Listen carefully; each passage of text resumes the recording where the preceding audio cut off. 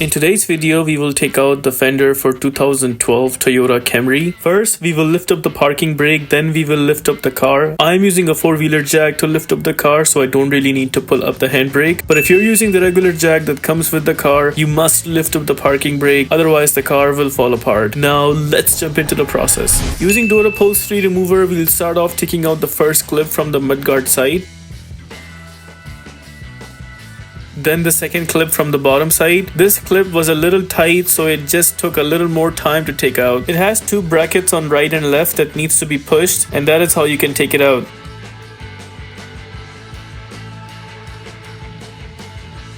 Notice here I do not have enough space, so I'll be using a small wrench with a Phillips bit to take this screw out. Screw is out. Now we will also take out the spot where that screw was tightened. It's actually a clip that also needs to be taken out. I tried my level best to take this clip out properly using a door upholstery remover, but I failed to take it out properly and I ended up breaking it. I normally try my level best to take the clips out properly, but this car is from 2012, so I guess the clips do lose their quality with the passage of time. Moving ahead, we will open the door and take out one screw from the rocker panel side. Screw is out. We will turn the tire and notice there is one 10mm screw underneath that also needs to be taken out. I'll be using an impact gun with a 10mm nut setter, but you can use a round head ratchet with a 10mm nut setter to take that screw out. Screw is out. Notice the rocker panel is still not losing its grip, so I will be taking out one clip there.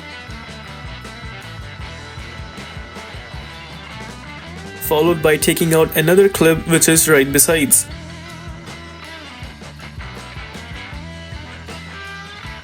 Notice the rocker panel is still firm on its ground. Turns out the rocker panel is still attached with some more clips that also needs to be pulled out. Here I'm making a space with the screwdriver first so that I could punch in the door upholstery remover and then I can pull the clip out.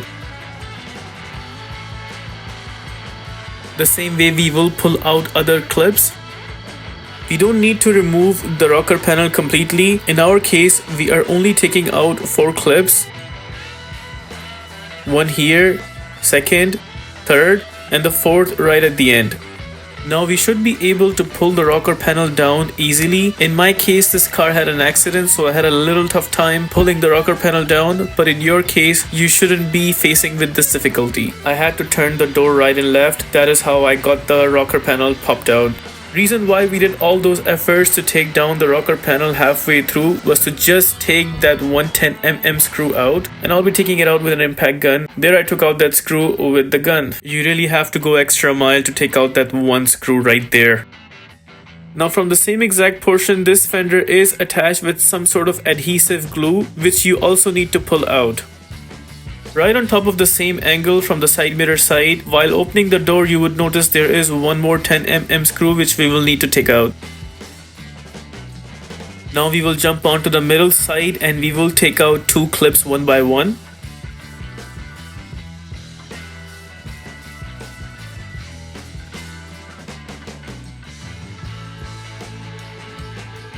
Both clips are out. Now from the bumper side, notice since this car had an accident, so the clip is already separated from the fender liner, but still I will take out this clip as part of the process. Make sure you also take out this clip or screw in your case in the perfect world. Then we will take out another clip which is a little down in the middle. We will slightly pull the bumper from the edge because we need to take out some screws behind, but here I wasn't having enough space. That's the reason why I'll be taking out some more screws underneath the bumper. Taking out one 10mm screw from the edge underneath. And then taking out one more 10mm screw a little ahead. Now we have enough room and we can take out a bunch of screws. All of these screws were 10mm.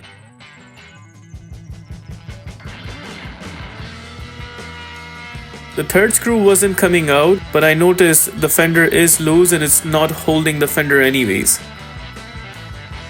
Moving ahead, open the hood, take out one 10mm screw from the headlight side, then remove the cover which is attached with some clips. The final clip got stuck, so I'll be using a door upholstery remover to remove that clip completely.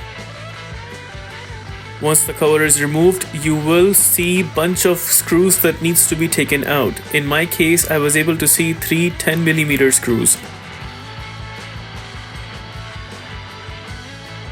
The point connecting the fender with the windshield, I noticed the plastic trim cover just needs to be pulled out.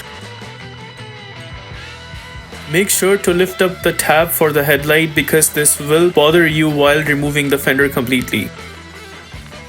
We are done taking out all the clips and screws. Now we can slightly rock and roll the fender, and with that we are done taking out the fender completely. If this video helps you in any way, please consider liking this video and subscribing to our channel.